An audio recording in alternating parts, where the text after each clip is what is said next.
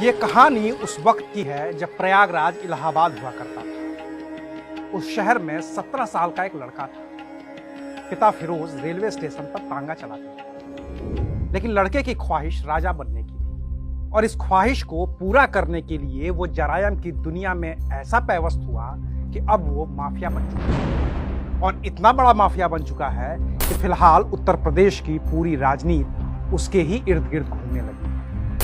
मैं बात कर रहा हूं माफिया अतीक अहमद की, जिसके नाम को लेकर सपा बसपा और बीजेपी के बीच जूतम पैजार हो रही है, लेकिन कहीं भी जिक्र उस कांग्रेस का नहीं हो रहा है जिसके एक सांसद की वजह से ही high school fail Atiq Ahmed Uttar Pradesh के सबसे बड़े माफिया के लिस्ट में शुमार हो गया और जिसने प्रधानमंत्री नरेंद्र मोदी के खिलाफ चुनाव लड़कर अपनी जमानत जब्त करवा ली। नमस्कार, मैं हूं अविनाश। साल था 1979। इलाहाबाद के चकिया के रहने वाले फिरोज तांगेवाला का बेटा अतीक हाई स्कूल में फेल हो गया। उस साल उसके ऊपर हत्या का एक केस भी दर्ज हुआ। हत्या के इसी आरोप ने हाई स्कूल फेल 17 साल के लड़के को इलाके में इतना मशहूर कर दिया कि उसकी रंगदारी चल रही। लेकिन यही वो वक्त था जब इलाहाबाद के पुराने इलाके में चांद बाबा का सिक्का चलता था। चांद बाबा का असली नाम तो शौक इलाही था, लेकिन लोग उसे चांद बाबा ही कहते थे। पब्लिक तो छोड़िए, पुलिस को भी चांद बाबा के नाम से दहशत होती थी। इलाहाबाद की पुलिस के साथ ही स्थानीय नेताओं को भी अतीक अहमद के नाम में वो रोशनी दिखी जो चांद बाबा की दहशत को खत्म कर सकती थी। लिहाजा अतीक अहमद को शह मिलती गई। 6-7 साल के अंदर ही अतीक अहमद ने अपने चकिया इलाके में चांद बाबा के नाम की दहशत को खत्म कर दिया और खुद की बादशाहत कायम कर ली। अब पुलिस के सामने चांद बाबा से भी बड़ी चुनौती अतीक अहमद था। वो साल था 1986। तब उत्तर प्रदेश के मुख्यमंत्री हुआ करते थे कांग्रेसी नेता वीर बहादुर सिंह। तो एक दिन पुलिस ने अतीक अहमद को उठा लिया। ना कोई केस, ना मुकदमा, ना कोई लिखा पढ़ी, लेकिन पता सबको था कि उठाया पुलिस ने। ऐसे में चकिया के लोगों ने कांग्रेस के टिकट पर पहली बार चुनाव जीते एक सांसद को फोन कर दिया जो मुस्लिम समुदाय से ही ताल्लुक रखते थे और प्रधानमंत्री राजीव गांधी के बेहद करीबी थे, लेकिन इलाहाबाद के नहीं। तो कांग्रेस सांसद को फोन करने का नतीजा यह हुआ कि दिल्ली से फोन आया लखनऊ और लखनऊ से फोन आया इलाहाबाद और फिर दिन बीतते बीतते अतीक अहमद रिहा हो गया। कुछ घंटे के लिए ही सही, पुलिस की कस्टडी में रहने के दौरान अतीक अहमद को इतना तो पता चल गया था कि अब उसके और पुलिस के बीच की आंख मिचौली का खेल लंबा नहीं चल रहा है। अतीक को पता था कि पुलिस उसे यूं ही नहीं छोड़ेगी और कभी भी उसका एनकाउंटर हो जाएगा। तो एक दिन वो वेश बदलकर पहुंच गया इलाहाबाद कचहरी और पुराने केस में जमानत तोड़वाकर जेल चला गया। इससे वो एनकाउंटर से तो बच गया, लेकिन पुलिस ने अपनी खुंदक निकाली और खूब निकाली। अतीक के खिलाफ मुकदमों की बौछार हो गई। इन मुकदमों में NSA यानी कि नेशनल सिक्योरिटी एक्ट जैसा भारी भरकम मुकदमा भी था। ऐसे मुकदमों से किसी आम अपराधी का पूरा जीवन बर्बाद हो जाता है, लेकिन अतीक अहमद ने इन मुकदमों के जरिए खुद के लिए सहानुभूति जुटा ली। इलाहाबाद के अपने इलाके में उसने खुद को पुलिस से प्रताड़ित युवा के तौर पर पेश किया, जिसमें उसकी मदद की उसी कांग्रेसी सांसद ने जिसे उसने एनकाउंटर से बचा लिया था। 1 साल बाद जब वो जेल से बाहर आया तो इलाके में उसके लिए सहानुभूति की लहर, और इस सहानुभूति को कैश करने के लिए अतीक अहमद उतर गया राजनीति के मैदान में।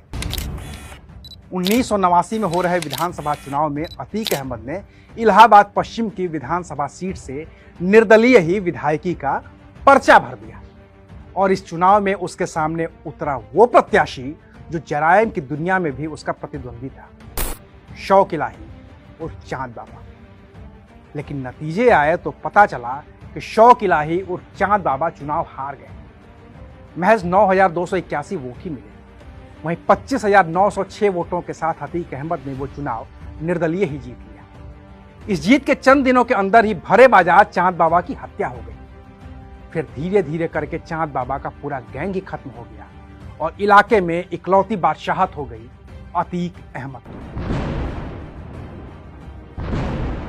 खौफ इतना कि 1991 और 1993 के विधानसभा चुनाव में मुख्य धारा की पार्टियों को प्रत्याशी तक नहीं मिल रहे और अतीक अहमद ने लगातार दोनों चुनाव निर्दलीय ही जीते। 1996 वो पहला विधानसभा चुनाव था जब अतीक अहमद को एक बड़ी राजनीतिक पार्टी का साथ मिल गया।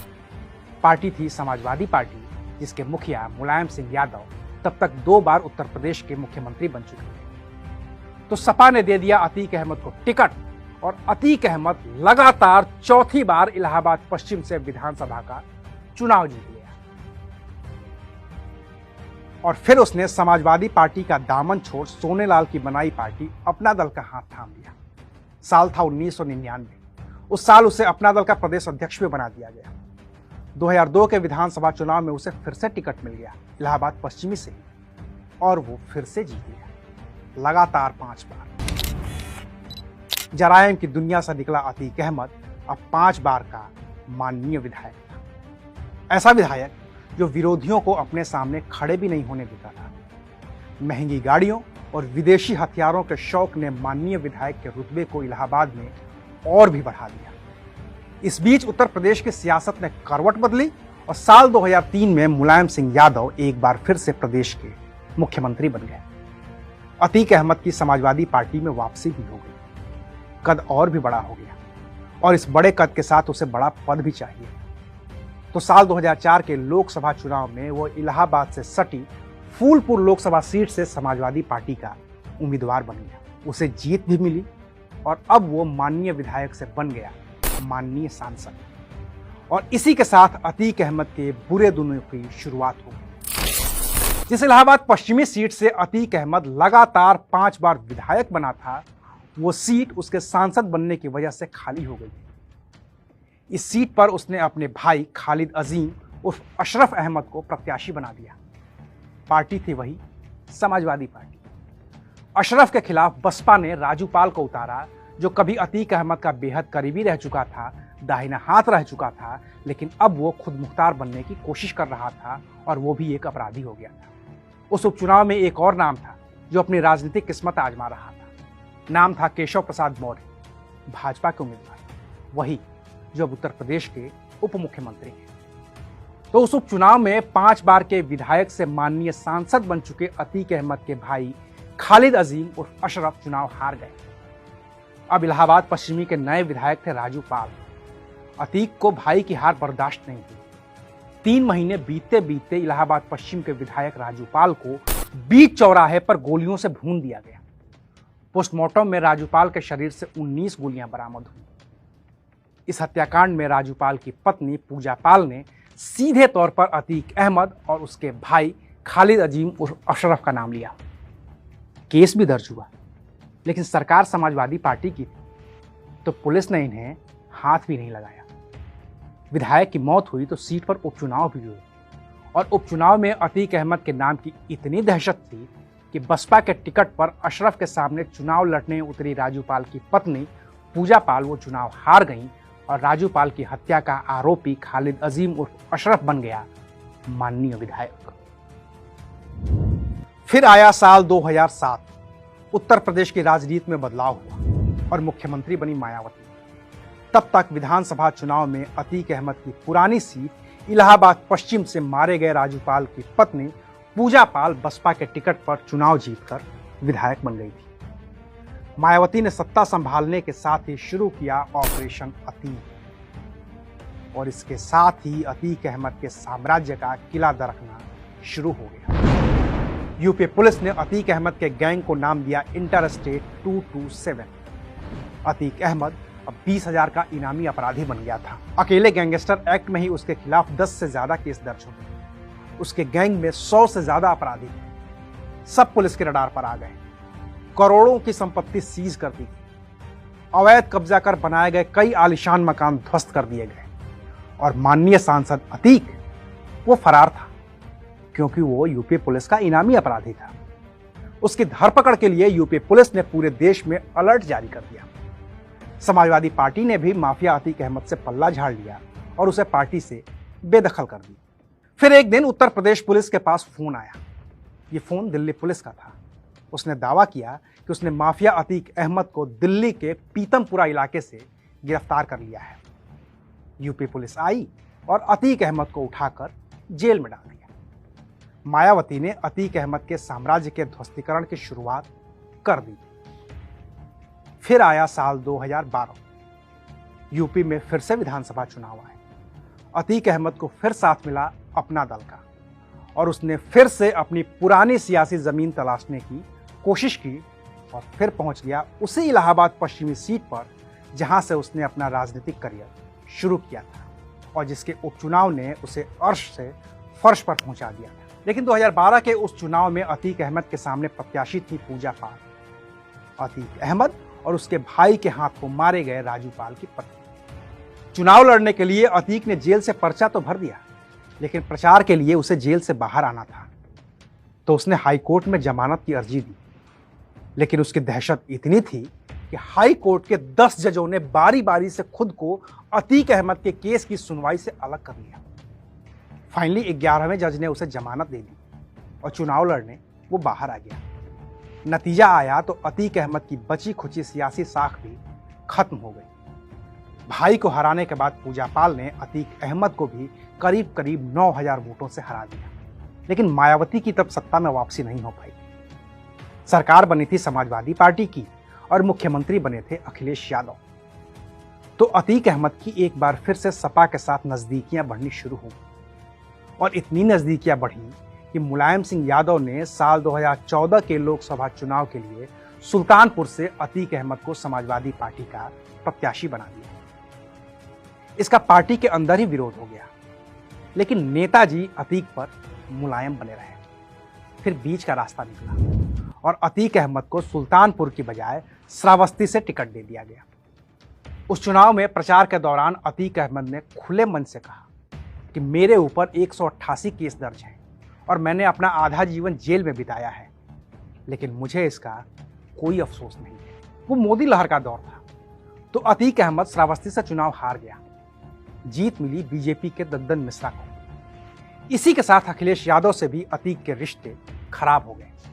अखिलेश उसे सपा से बाहर निकालते तो मुलायम सिंह उसे पार्टी में फिर से शामिल कर लेते। ये करते करते आ गया साल 2016। उस साल के आखिर में मुलायम परिवार का आपसी झगड़ा दुनिया के सामने आ गया था। लेकिन मुलायम सिंह यादव और शिवपाल यादव के कहने पर माफिया अतीक अहमद अगले साल होने वाले विधानसभा चुनाव में समाजवादी पार्टी का फिर से प्रत्याशी था। विधानसभा थी कानपुर कैंट। दिसंबर 2016 में वो कानपुर पहुंच गया चुनाव प्रचार करने 500 गाड़ियों के काफिले के साथ। पूरे यूपी में उस दिन उसी के काफिले की चर्चा थी। लेकिन इससे पहले वो एक और कांड को लेकर चर्चा में आया था। उसने इलाहाबाद के शियार्ट्स कॉलेज में अधिकारियों के साथ मारपीट कर दी थी, जिसका वीडियो वायरल हो गया था। हाई कोर्ट ने स्वतः संज्ञान लिया, पुलिस को फटकार लगाई और अतीक की गिरफ्तारी के आदेश दे दिए। फिर तो अखिलेश यादव को भी मौका मिल गया। उन्होंने अतीक को समाजवादी पार्टी से बाहर का रास्ता दिखा दिया और इलाहाबाद के पुलिस ने फरवरी 2017 में अतीक अहमद को गिरफ्तार कर जेल में डाल दिया। इस गिरफ्तारी को 6 साल का वक्त बीत चुका है। अतीक अहमद जेल से बाहर नहीं आ पाया है, लेकिन जेल से उसके कारनामे बाहर आते रहते हैं। 2017 चुनाव में जब बीजेपी की सरकार बनी तो उस चुनाव में फूलपुर के सांसद केशव प्रसाद मौर्य को डिप्टी सीएम बनाया गया। फूलपुर में उपचुनाव हुए तो अतीक ने जेल से ही निर्दलीय पर्चा भर दिया, सांसदी लड़ी और हार गया। फिर देवरिया जेल में बंद अतीक अहमद एक बिजनेसमैन को किडनैप करवाता है, उसकी पिटाई करवाता है और उसका वीडियो भी वायरल होता है। तो अतीक की जेल बदल दी जाती है। देवरिया से उसे बरेली भेजा जाता है, लेकिन बरेली जेल ने अतीक जैसे माफिया को अपने पास रखने से इनकार कर दिया, तो उसे इलाहाबाद की नैनी जेल भेज दिया जाता है। लेकिन फिर सुप्रीम कोर्ट के आदेश पर अतीक को यूपी से बाहर गुजरात की साबरमती जेल में शिफ्ट कर दिया जाता है।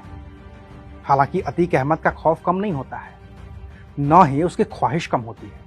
लिहाजा 2019 के लोकसभा चुनाव में वो प्रधानमंत्री नरेंद्र मोदी के खिलाफ वाराणसी से निर्दलीय ही चुनाव लड़ जाता है और उसे वोट मिलते हैं महज 855। जमानत भी नहीं बचती और वो साबरमती जेल से बाहर नहीं आ पाता है।